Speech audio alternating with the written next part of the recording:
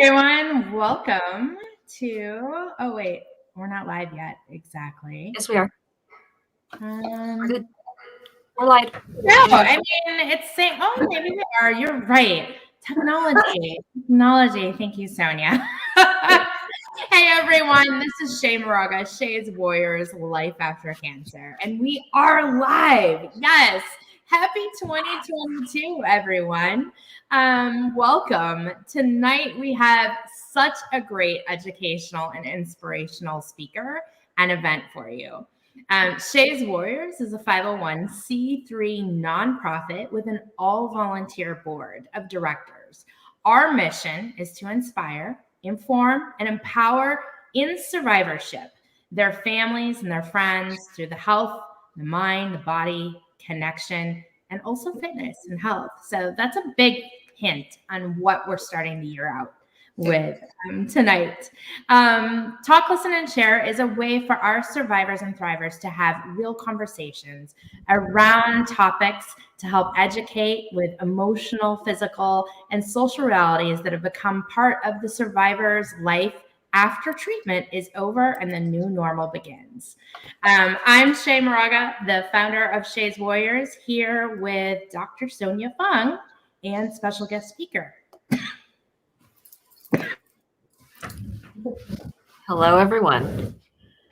So tonight, we have a very special speaker joining us from the East Coast, actually. So she is 3 hours ahead of us and has graciously joined us at this late hour for her. I have the pleasure and honor to introduce Stacy Roberts Davis.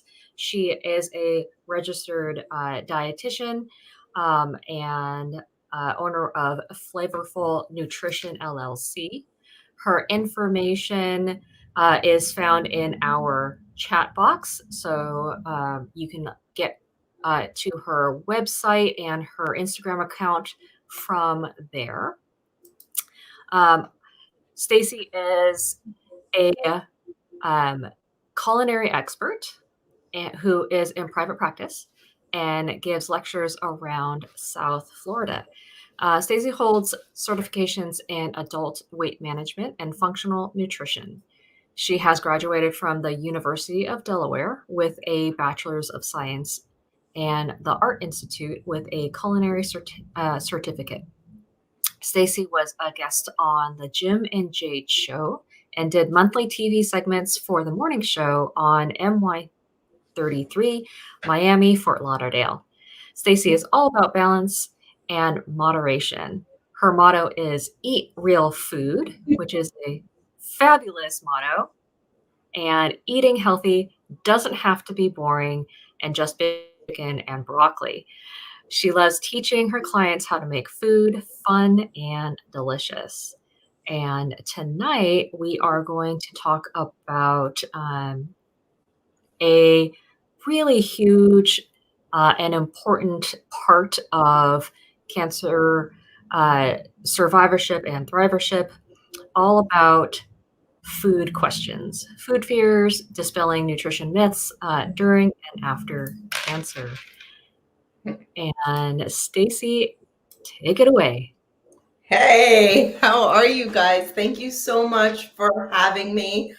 So I love what I do. I became a dietitian, I think it's been 17 years ago. But what got me into food and nutrition was when I was 12 years old. My grandmother, rest her soul, love her, but she told me if you eat pasta, you'll lose weight.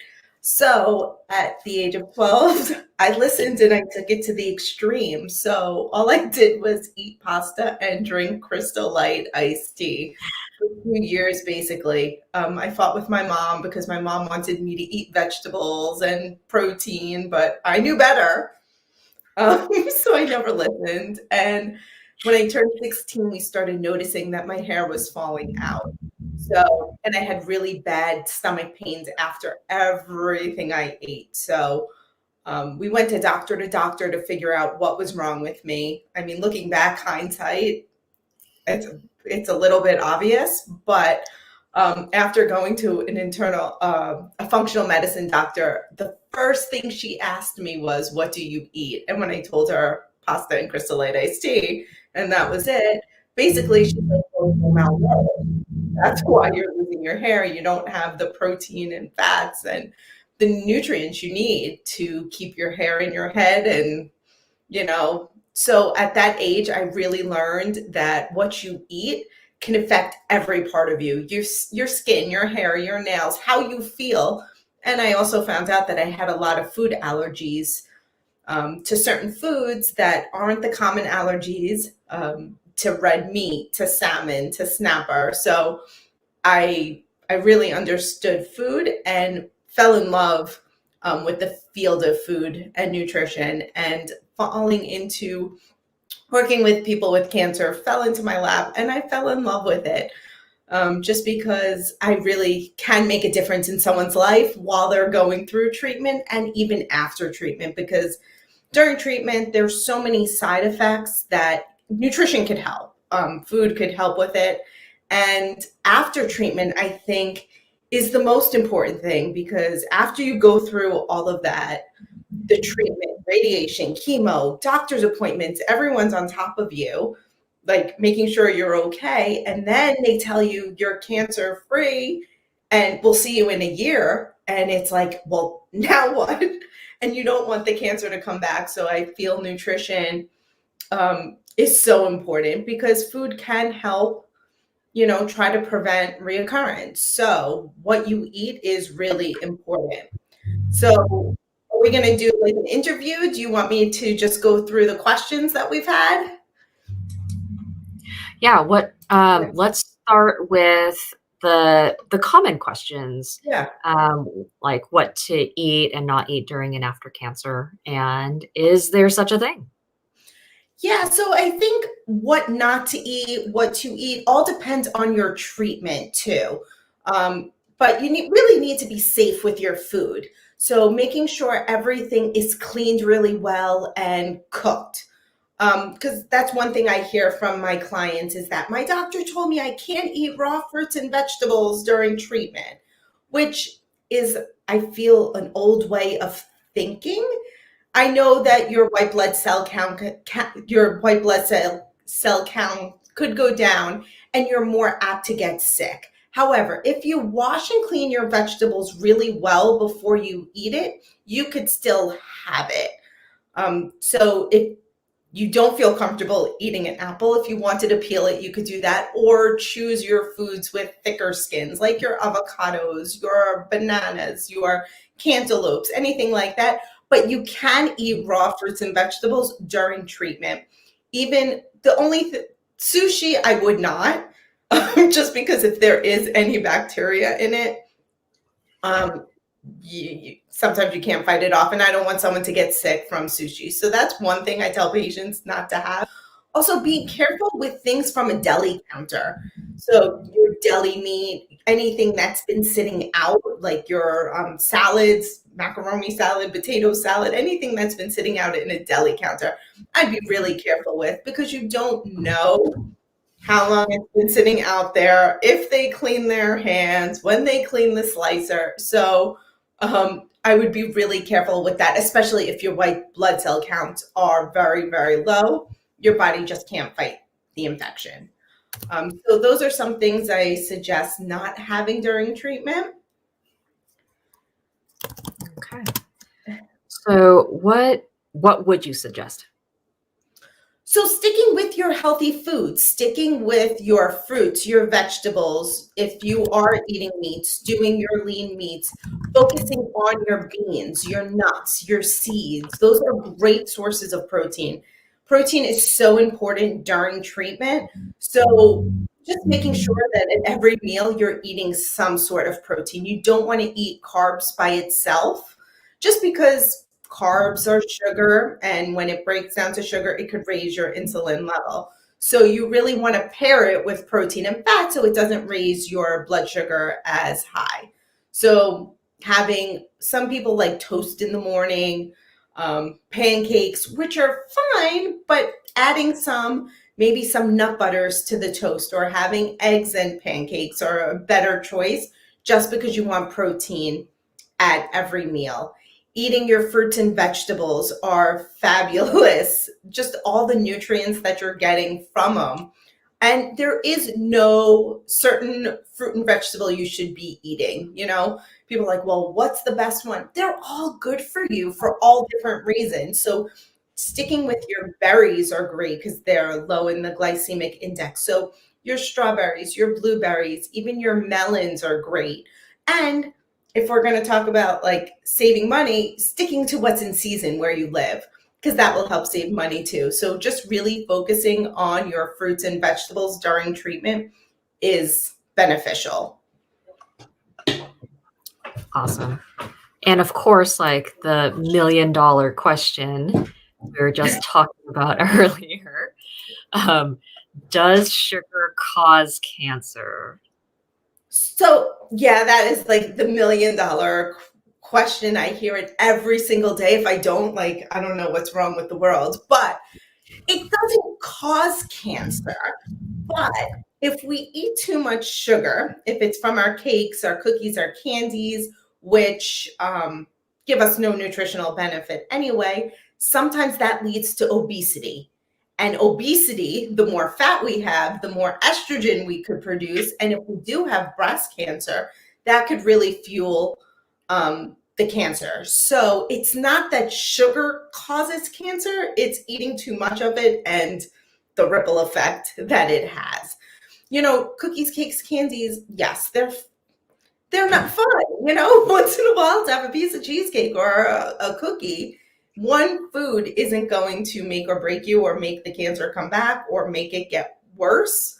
But we don't want to focus our diet on it. We want to try to limit the amount of added sugar that we're having to our diet because there's so much hidden sugar in our foods. It's insane. I was looking at, I bought a box of broth, a vegetable broth, right? It has sugar in it. It's just I don't think of it because if I make broth at home, I don't add sugar when I make it. But in the container, it adds up to little things that you don't realize have sugar in it. It might not be sweet, but they still add it to it. So it's crazy. And we want to aim for less than 25 grams a day of the added sugar. So is there a difference between good sugar and bad sugar? So, fruit is sugar. When you eat fruit, it breaks down because your carbohydrates are sugar. It's your sugar, your starch, your fiber are all considered carbs. So when you eat it, it breaks down to sugar. But those are good sugars for us, our fruits. We just don't want to do all the added sugars. I'm not a big fan of the artificial sweeteners either. If it's aspartame, Splenda, they're man-made, they're chemicals, they do more damage. So I would rather someone use a little bit of honey versus, because at least you get more of a nutritional benefit from honey than any of the other man-made things. I hear you. So mainly what we're saying here is, just to sum up the whole sugar conversation, is it's not going to cause cancer. It can, if you overdo anything, make things worse. And or add on to other types of comorbidities, such as like obesity or diabetes or other things that put people more at risk for a cancer diagnosis. And when you do eat a sugary thing, moderate it and make sure that you are combining it with things that help to like moderate the effects of sugar, such as things with fiber in it, like your vegetables, like the skin of the fruit or whatnot. So, And also too, like I know I've had some patients where they're going through treatment and the only thing that they want or they're enjoying is ice cream. I don't know why, but I always hear all I want to eat is ice cream. But I'm like, okay, let's take it and let's work with it and see how we can make it healthier. So yes, ice cream has sugar in it, but let's say we add some peanut butter to it or we add some fruit to it. Or make a smoothie with it and use it as a base, and you could add flax seeds and nut butters to it. So at least you're getting the ice cream, but you're making it more beneficial and more nutrients to it, more like we were saying, more protein, more fiber, so it doesn't raise your blood sugar as high just eating it by itself. Yeah, and you can even throw in some extra greens in there, perhaps, just to hide. And all the sugar will hide that flavor for sure. And I tell my caregivers all the time, I'm like, listen, don't tell your loved one that you're adding spinach to it or kale to it. Because once you hear it, then you're like, oh, that's disgusting. But if you don't know it's there, it's a little tip and trick. So for the caregivers, because they're so important in this, the caregivers are the ones usually cooking the meals for their loved one, so they need to be educated too, and they get frustrated because it's a battle. But I hear that they spend all this time cooking food, and then the patient says, okay, I want this, and then they make it, and then they don't want it anymore, or they don't eat a lot of it. So I'm like, okay, we can't get offended, just small little meals throughout the day, just a bite. I'm okay with someone taking a bite of food, but you have to just do it more frequently so you have less pressure to eat so much at once. I know if I'm not feeling well, I don't want someone to shove a big plate of food in front of me and say, eat, eat, eat. Just from that could turn you off. So just a little at a time. Use baby plates. My favorite thing is using shot glasses because they're tiny. And if someone does it, they take a shot of the drink and they're like, oh, look, I finished it. They feel more accomplished and might want another sip. So it's better to do a little at a time than giving someone a 16-ounce glass of a smoothie and say, here, drink it all. So it's kind of a mind game too, I think, is one of the biggest challenges. Absolutely.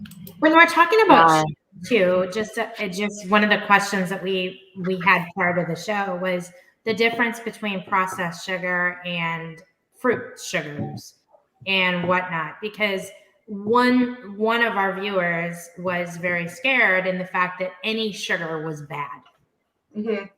Yeah, and like we were saying before, your sugar from your fruit is more, you're eating it with other nutrients. So you're not eating it by itself. It's having fiber in it and it's having vitamins and minerals. So it is better for you than just adding a scoop of sugar to a cup of coffee or some tea or having a donut. There's no nutrients in that for you. So whatever you eat, you want it to be worthwhile and as many nutrients in it as possible. Absolutely. Because you're already having a limited amount of space in there. And again, as you're saying, especially when you're going through treatment, your GI system is just not having it sometimes, and you cannot get enough in, or like a lot of food in there. So whatever you're putting in your mouth, you want it to be the most beneficial, the most nutrient dense foods that you can get in. So you just make the most of whatever food allotment space that you have for whatever day that is. Yeah. And so you don't want to fill it with something that's like empty calories and that's not nutritious and that's not going to be beneficial for you, just to keep your strength. Mm-hmm. And that's the biggest thing, fatigue is one of the biggest things I hear. So, you're not feeling well, you're not eating. If you are having side effects, like you're going to be fatigued. So you need to get the nutrients in you. And yes, I understand if you're nauseous and toast is all that you want, or crackers, which is fine, but you need to just add a little bit of protein in there just to help, because it will help with you feeling fatigued and give you more energy. So that's why my biggest thing is just a little at a time. Mhm. One bite at a time, right? Yeah. Yep. And what would be, so do we have any other questions surrounding sugars and whatnot? Mr. Nate. Hi, Stacy. I have a question. Sure. It's kind of a question and a comment. My question was, or my comment first was that it's surprising how quickly sugar can add up, I think. Because just, I never heard that number 35 grams. It doesn't sound like much. Mhm. Would you say 25? Yeah.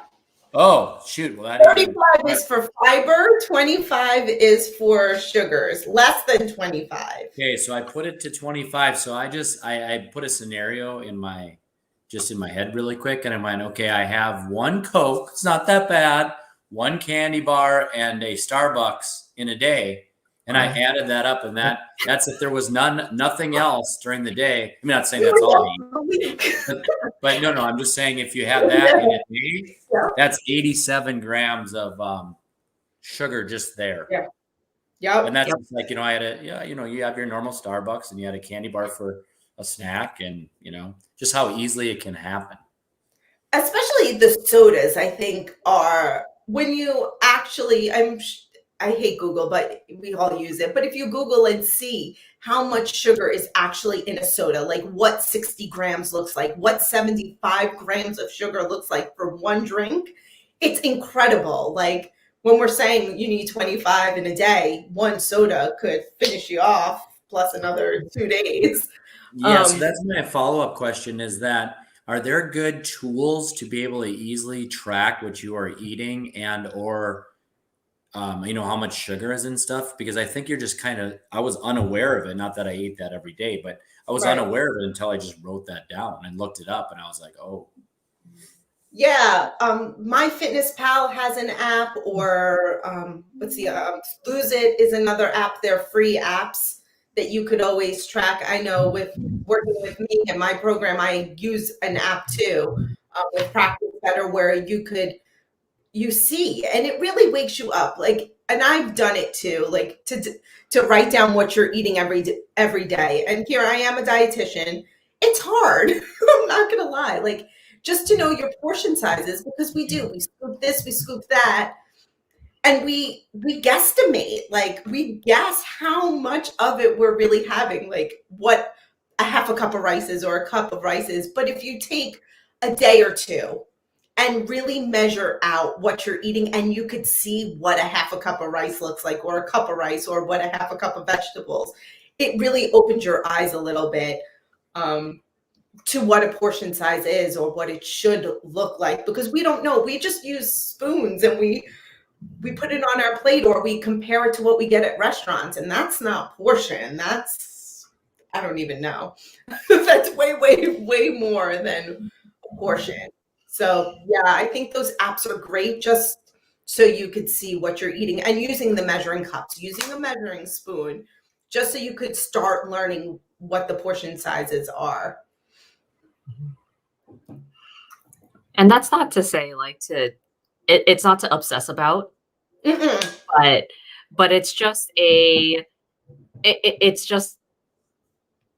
it's interesting to see what it is, just to experiment with it and say, oh, this is what it actually looks like, but not be going crazy about it.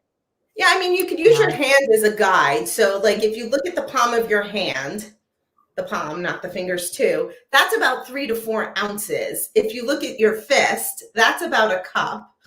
Your thumb is about a tablespoon. So it's a rough estimate of what portion size is.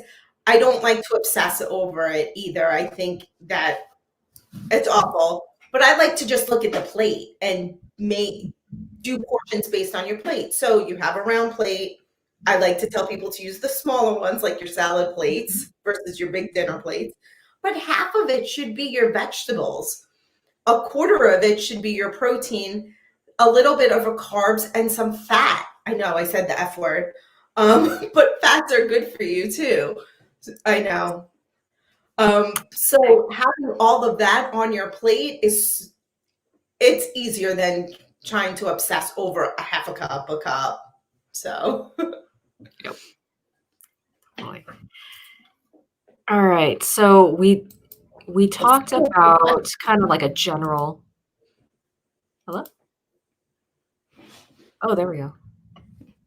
So Eileen asks, what is your position on organic versus non-organic?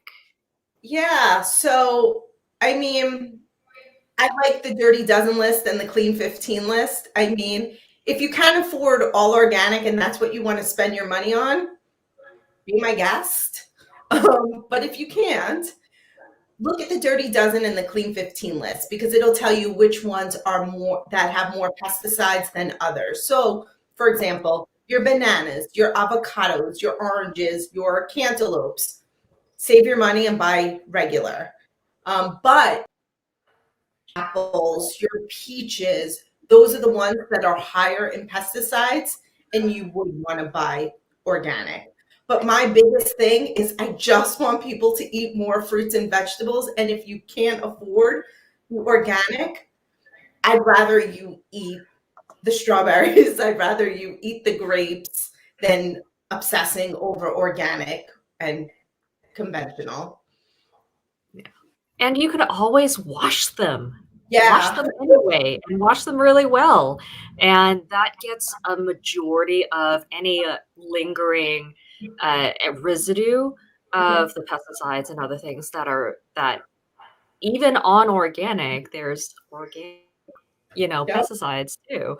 And so unless it says like 100% organic, there is going to be some lingering residue anyway. So definitely Sonia, just Stacey, I have what's maybe a dumb question, but how do you wash it? Like, is it like you wash your hands for 20 seconds, you sing Yankee Doodle? Do you use any tools or anything to wash? I mean, I understand that when I wash an apple, I put it under and go like this, and then I'm done. So, like, what would be appropriate? Yeah, and they say, when I read the books, they say you can just wash with water and scrub it and you're okay. For me, I like vinegar and water. You could do vinegar and water to wash. They do have, I forgot, I have it in my kitchen, but there's like an organic spray that does wash, and you do see it. Like, it was amazing because you spray it, you let the fruits and vegetables soak, and I did see a lot of dirt on it that I probably wouldn't have, it wouldn't have come off, but vinegar and water is fine. You could do a 3-to-1 ratio, 3 cups of water to 1 cup of vinegar, or however much you want to use, and wash your fruits and vegetables that way. Yeah. I usually just use soap and water as well. Or if I have salt water, like soak your veggies and then I just pour salt over it and then like wash it with the salt, throw a little bit of like a vegetable soap in it, and then wash all of that, and then that typically takes it away. Baking soda, I heard baking soda and water also is helpful for getting some off the residue as well. Mm-hmm. Many ways. Yeah. But yeah, I get that question all the time about how to wash it. So never a dumb question. So another question is, if someone wants to understand more on portion sizes, is there a good book you can learn from? I can't think of any offhand. Yeah. I like to play. when I've gone to Barnes and Noble before, which is really interesting. Not going to Barnes and Noble, but there are those books that I've seen that's like, eat this, not that. This is the portion, not that portion. I forget who the author is, but I've seen like a couple different books like that is pretty like, ABC, like, you know, it's just very, very simple, very, very good out there. I'm sure there's something. Yeah, I mean, the rule of thumb, I guess, is if you're going to eat fruits and vegetables, so a half a cup of cooked and a cup raw. So you could use that as an estimate of a guide, about 3 to 4 ounces of meat that you want. But it all depends on too your size, your weight, all of that. But yeah, it all depends. And it's hard to know a portion. Like, just think of pasta when they're saying, okay, a half a cup of pasta and you have spaghetti. Like, how are you really going to measure it? I know in the back of the spoon you could put it in, but just you could do the weight to see how much it is. So those are other alternatives. But I really don't stress measuring out your food and all of that because it'll drive you crazy. So Michelle asks, is there sugar or is there a sugar you recommend? I think you touched on it a little earlier. Yeah. Coconut sugar, white sugar, what's the healthiest choice?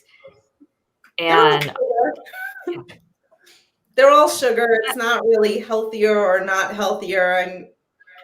And so I think it's just moderation, right? So yeah, as long as you stick under that 25 gram mark in total, I think that you can have a little bit of any of it, and as long as you stay on that mark. Yeah, and it's what you like, what taste you like too. I mean, if you're making, I don't know, like I'm thinking Thanksgiving, but like your sweet potato with the brown sugar, like brown sugar makes it, the molasses makes it. So to use white sugar, it's like, so it depends on what you're cooking too. But yeah, just cutting back on it. One of the biggest things I hear from clients is the coffee. People put so much sugar and creamer in their coffee. It's incredible. And that's an easy way to cut back. I mean, honestly, if we're going to talk honest here, we should be drinking coffee for the taste of the coffee, not the creamer, not the sugar, not everything we're adding to it. So just watching out for all the added sugar is. And even cutting back a little at a time. So let's just say you do drink coffee and you put 5 tablespoons of sugar in your coffee. You know, let's start tomorrow, do 4. And then a week later, do 3. You know, you might not taste the difference, you know, if you slowly decrease the amount versus doing 5 and then tomorrow morning think you're going to drink black coffee. I mean, you could, but you're so used to it with all that sugar in it. If you want to slowly decrease, it helps. Yeah. And once you get the sugar out of your diet or minimize it, your taste buds change, or your ability to taste sweetness changes. Yeah. And it enhances.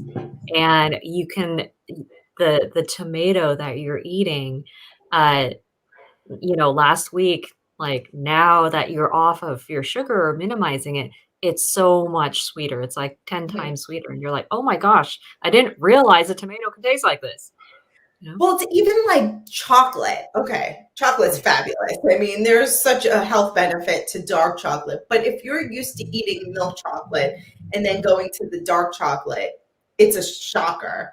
But once you get to the point of eating dark chocolate and then you try to eat milk chocolate again, you don't know how you did it before because it's just so different and so sweet, and you get used to it. So it does take small little steps. You know, it's not tomorrow everything's going to change. I really do believe in the small little changes to help you reach your goals. All right. Oh my goodness, the questions are coming in. Yes. Yeah. How does eating all organic actually help a person in cancer treatment? I don't think it does. I mean, you reduce the amount of pesticides in your diet, but I don't think it's going to help with treatment? I think that it probably doesn't have necessarily a direct one-to-one effect. Mhm. However, what it does is it reduces the stress on your detox organs.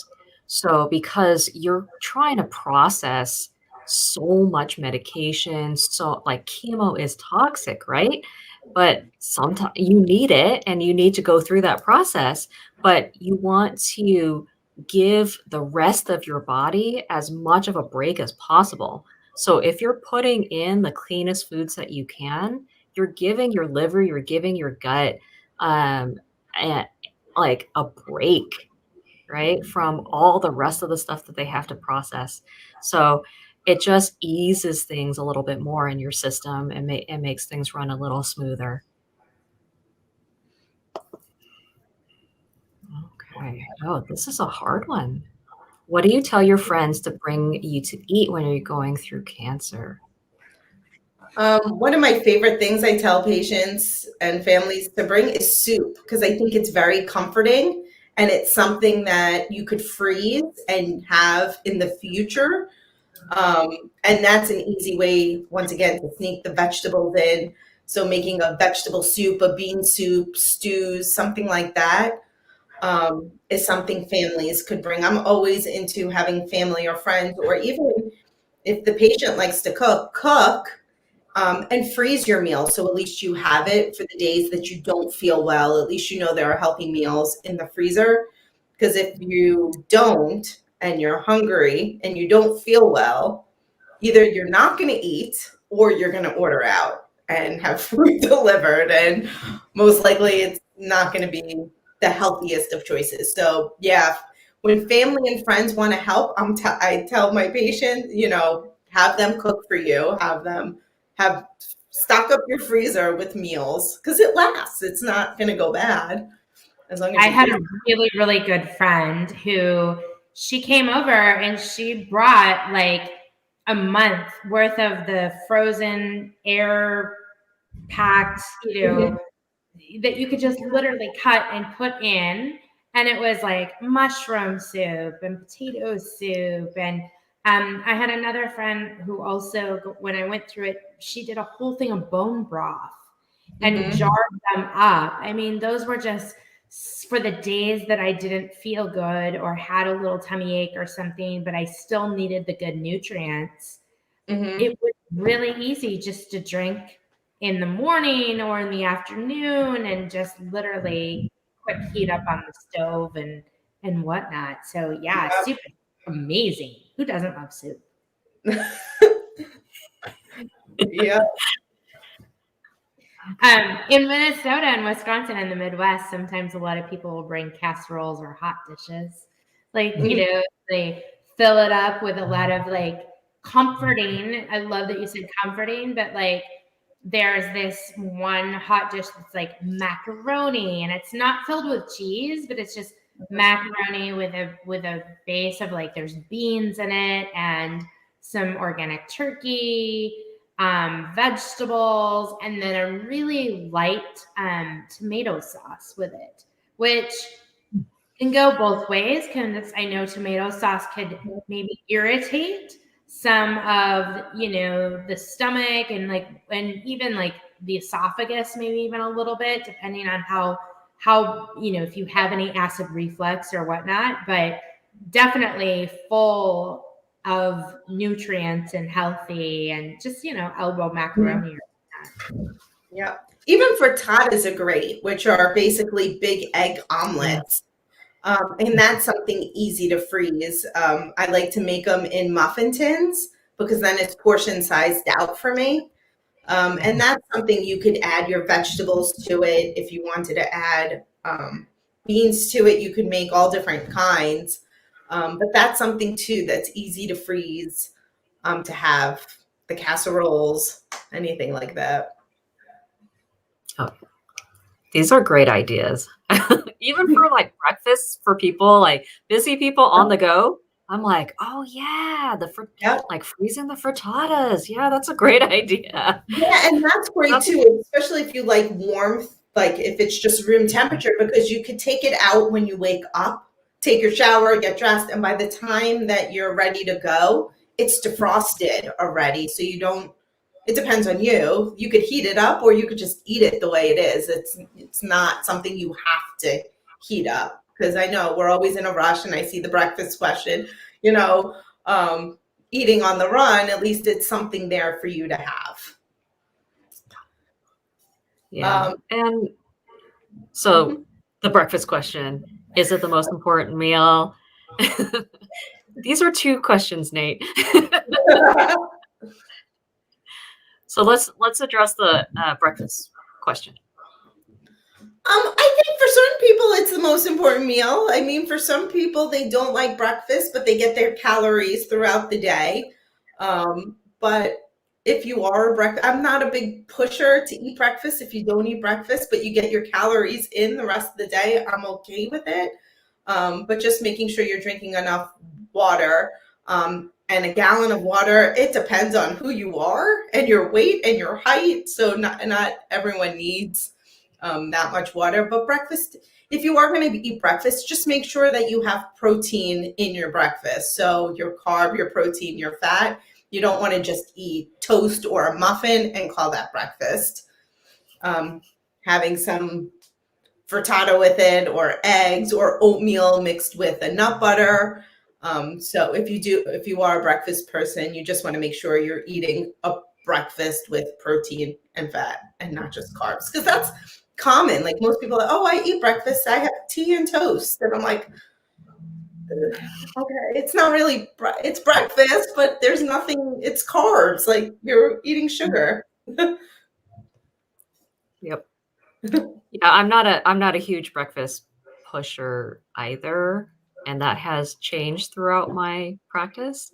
And I mean, I do intermittent fasting, so I don't eat till like 1, so 1 p.m. So I've never been a breakfast person. But it was when I was forcing myself to eat breakfast, it was very difficult for me. Yeah, like So it really depends on the person. You don't want to eat, like fine. Like who are we to say you need to eat breakfast? That, I mean, if you're a kid and you're going to school, yeah, you should eat before you go to school because you need to think and all of that. But just as you get older, I don't know. I used to be like, you have to eat breakfast, but now it's like, as long as you're getting your calories in throughout the day, it's fine. Mm-hmm. Mm-hmm. I'm a big breakfast person. I have to have my breakfast by 9 o'clock. Like anywhere between 7 and 9 o'clock in the morning, I have to. Because I notice with my body, and like, and this has been all, for a long time, especially after cancer, I will start to get sick if I do not eat at that time. And obviously I've trained my body over time and whatnot, but yeah, I mean, I have to have that breakfast thing in the morning. Although I could eat breakfast all day, to be honest. So yeah. See, I could go without breakfast. I'd rather eat lunch or dinner. I'm just not. The breakfast doesn't get me going.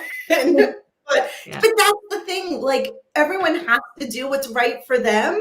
And you see, there's 4 of us on this screen, and we have our different ways of eating, and there's no right or wrong. Like it's okay. Yeah, there's nothing wrong with it. Yep. Let's see. Shall we talk about? We've got more questions in the chat here. Yeah. I think the follow-up to this was that she's talking about organic chicken or protein. And talking about organic protein in general. Like is eating organic for proteins important or not because of the added hormones, antibiotics, things like that? Yeah, I think you should, just you don't want the extra. I mean, some of the animals aren't getting, like they say it's antibiotic free and all of that, but they don't use them anyway. It's not allowed. But just remember too, the labeling laws are crazy here in the United States. We think like chicken. I know here we have a supermarket and they sell natural chicken for $2.99 a pound. But natural means nothing. Like there's no definition. It's just thrown on the label and people think, oh, and they assume that it's organic and it's better for you because it's natural. So you just want to be careful with the labeling laws too. But if you're going to eat chicken, you could buy the organic. And there are ways now to get it cheaper. You know, it doesn't have to be expensive. There are stores that sell it for not as much. I know down here we have Aldi's and BJ's and Costco where they do sell it for not an exorbitant amount of money when you're comparing. Well, and if you're talking chicken too, I know like on certain farms in the Midwest, because I was raised in an organic valley, which is actually where Crop Organic Foods has their headquarters. And in order to have that organic chicken or that organic farm, it has to be certified. And there are people that go and they check the soil and they check the wind and they check everything with a fine-tooth comb, because to have an organic farm, to label it organic, it is that literally checkbox thing. Mm-hmm. So when you're dealing with Organic Valley Foods or Crop is the company name, and everything is organic, because it's very, very much certified that way. And they have farms all over the country, including Florida and California and in Maine, all over. So that's a good company. I know when you get that organic, seal of approval. Yeah, or even doing the grass-fed beef, like making sure you're getting more natural. I know I have some clients where they live by farms and they know their farmer and they know what cow they're getting and they know the chicken that they're getting, which is a great way too, but not all of us are that lucky or Yeah, absolutely. When I lived in Oregon, which I'm from Portland, but my uncle has a organic, well, not organic, excuse me. He raises grass-fed cows and cattle. So we used to get grass-fed beef from him, and we knew which cow it was and all of that jazz. So now that I'm in California, not so much. We just want to cut down the amount of chicken and beef that we're eating. I'm not saying not eating it. We just want to watch how much of it that we eat. Yeah, absolutely. And remember on that plate, right? The portion size, it's only a quarter of that plate. That's right. So what I tell my patients is if you're going to eat protein, like you need to eat protein, and just make sure that it's the cleanest as it can be, do what you can do. Yep. So another question from Nate, sodium. Yes, we need to be careful with our sodium. We eat way too much of it because a lot of our processed foods are full of salt. They're full of it. Any of your box foods, your canned foods, especially your frozen foods, some of them, not all of them, it's the way to preserve things. So we really want to aim for 1,500 to 2,300 milligrams of sodium a day. But most people get 4,000 to 5,000 milligrams a day. So we really want to cut back on it. It helps with, especially if you are going through treatment and you have edema or swelling, we want to cut back on our sodium, but we also want to eat some more potassium, and that helps, get rid of some of the fluid in our bodies. But yeah, salt is another hidden gem. It's the salt, the sugar, it's hidden in our foods. Read the labels. I'm telling you, like I said before about the broth, I never thought that there would be sugar in it, and there it is. So just reading the labels. Yeah, with broths that you buy in the store, you can get a ton of salt in those broths. So I always look for not only the organic broth, but I also look for the low sodium broth, because even in the low sodium, it's still a higher range, but a lot less than the highest range, right? Yeah. And doing it yourself, if you have the time to do your own broth, of course, that's the best. And back to the question about what your family and friends could bring you. Let them bring you broth. Let them make vegetable broth. Let them make you chicken broth. Just because, and it's, once again, it's something you could freeze. So it's something that you could use in the future.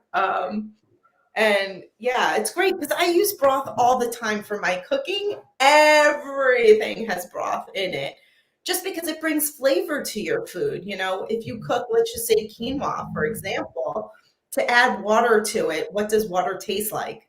Nothing. But if you add vegetable broth to it, or coconut milk to it, or anything like that, now you're bringing more flavor to your food. I know I'm like going off on another tangent, but those are ways to flavor up your food without adding the salt. Like, you're flavoring it up without adding more salt to your food. You're adding it with flavor and herbs and spices. So yeah, being careful for your salt is important. Okay. Is there a post-cancer treatment benefit to intermittent fasting in our opinion? Well, I will tackle that first because I think I brought up intermittent fasting. And post-cancer, I don't know, like, intermittent fasting isn't for everyone, but the reason why I do it, the reason why I have suggested it to some of my patients is because intermittent fasting can give your digestive system a break. So intermittent fasting is fasting for anywhere between like 14 to 18 hours, which seems like a pretty long time to go without food. So that's why not everyone can do that, but it does help to give your digestive system a break. It helps to improve that and stimulate your migrating motor complexes. So it helps that peristalsis through moving through your digestive system. So it helps you be regular. It helps to push things through your system. It helps your digestion actually digest and detox.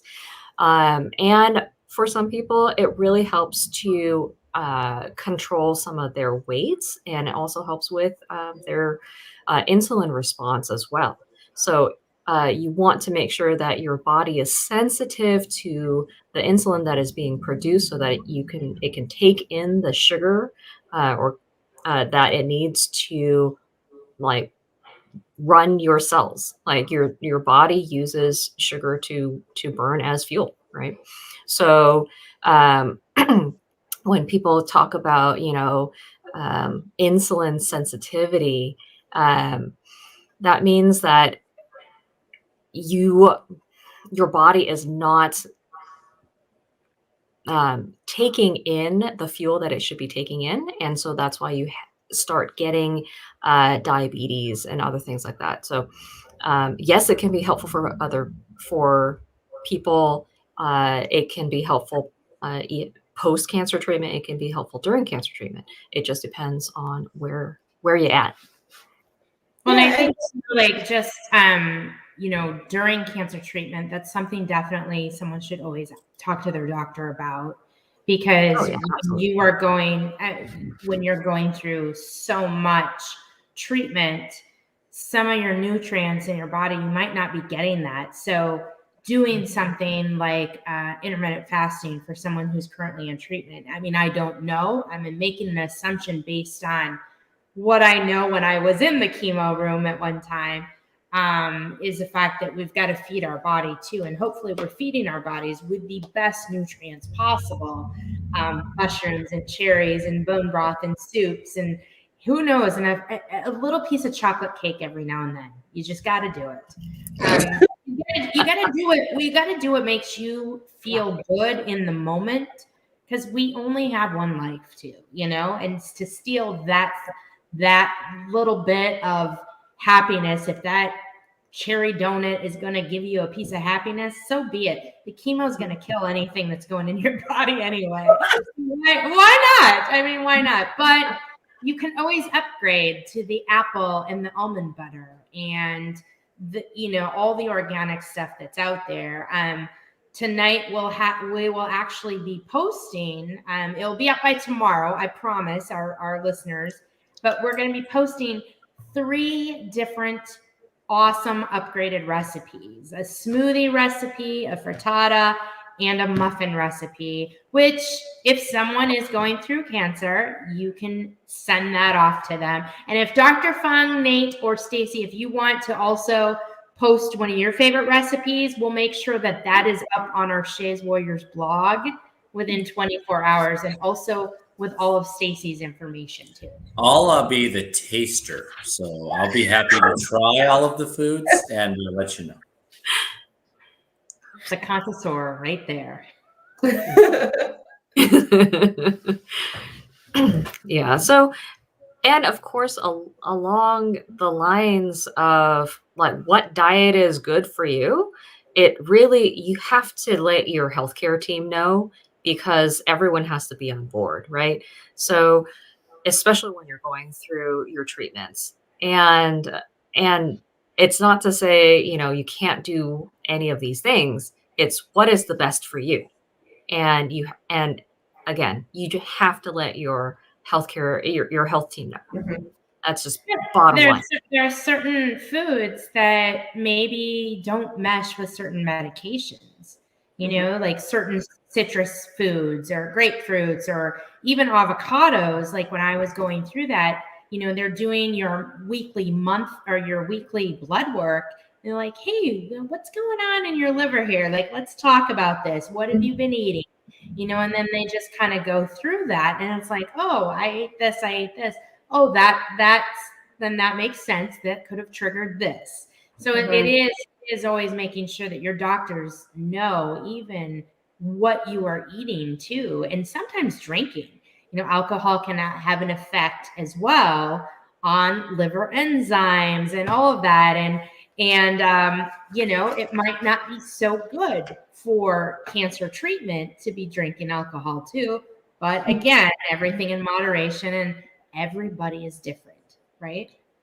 Yeah, and I think too, working with a professional, a dietitian, or anyone in nutrition, I'm not bashing doctors, but they don't know a lot about nutrition. So tell them what you're doing, but you really want to work with a professional, because I have doctors who tell patients all the time that they should be going to McDonald's to get the calories in. So you have to trust your doctor, but really work with someone who understands diet too, and let your doctors know what you're doing. If you taking if someone recommended supplements, like you need to run that by your doctor before you do anything. Yeah, absolutely. And especially the supplements, because yes, there are supplements as a naturopathic doctor, I do prescribe supplements, but there are certainly several supplements and herbs that do interfere with certain chemos. So you can't just waltz down like a Sprouts aisle or like Whole Foods and oh, let me get this supplement. That'll make me feel better. And I'm like, oh, no, don't do that, please. Yeah. I know a lot of people Google, and there's so many Facebook groups, not saying your Facebook group, but there's so many groups out there where people ask questions, and I know they want answers, but to trust Joe Schmo who's saying, well, you need to take this supplement, you need to be careful, because they don't know your history. They don't know the medications that you're on. Yes, it might have worked for their aunt, but you're not the same as their aunt. So you just really need to be careful with the information that you find too. Absolutely. Yep. Okay. We have one more question in the chat. It's from Nate, of course. What about not eating after X o'clock? I think everyone's different. There's no rule of what time to eat, because you have people who wake up very late and go to sleep very late. So to tell someone that you can't eat after 8 o'clock, but they're not waking up until noon and they don't go to sleep till 3 in the morning, you know, you really need to look at the person, look at, you know, your lifestyle. I agree. You don't want to eat a big meal right before you go to sleep. So if you go to sleep at 9 o'clock, if that's your bedtime, and you really don't want to eat your meal, a big meal at 8 o'clock at night. So like for you, not to eat after 6 or 7 would be more reasonable, but you need to look at your history, what you do. Yeah, you just don't want to eat big before you go to sleep. It's just going to sit there. It's going to cause acid reflux and not make you feel good. So you do want to wait 2 to 3 hours after a meal to go to sleep. Nice. All right. Wow. I think we talked about a lot today. Oh my God. So a plethora of information and so good. So good, right? Absolutely. This was so much fun. We didn't even get to some of the questions that we came up with. But that's okay. That just means we have to come on again. These are the big questions. Like these were, you know, what I constantly hear. And you're all the way on the East Coast, right? You're in Florida right now. So it's pretty late at that time. So we are just so grateful you were able to tune in tonight and be with us and share with our community a little bit about what you do and your thoughts. And we are going to put it in the chat. It will be on the Shays Warriors blog as well. To get a hold of Stacy, if you want to follow her on IG, she is at Cancer Nutrition Coach. Correct, Stacy? Is that right? Yeah, cancer.nutrition.coach. Yes. Yep. And your website, if you want to just spiel that off. It's flavorfullifestyle.com. And yeah, it's where you could find a little bit more about me. And on my Instagram, I post recipes, just different tips and tricks. But I'm all about the food and eating and enjoying it. Aren't we all, right? Yeah. Aren't we all? Life's too short, man. I mean, we have to enjoy what we eat. Definitely. Well, thank you for everyone for joining us tonight. Mark your calendars for the next Talk, Listen, and Share when it is on January 26th at our new time, 6 o'clock at night. We did 6 o'clock to make it a little easier for everyone to join in, except maybe on the East Coast. Sorry. Thank you. Our next Talk, Listen, Share is bring your mocktails. Why? Because we're going to be talking about dry January and the effects of alcohol and cancer.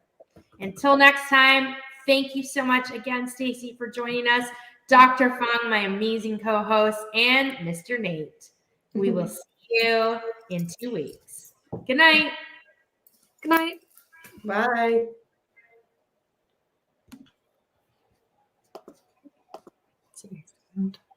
And 1 sec.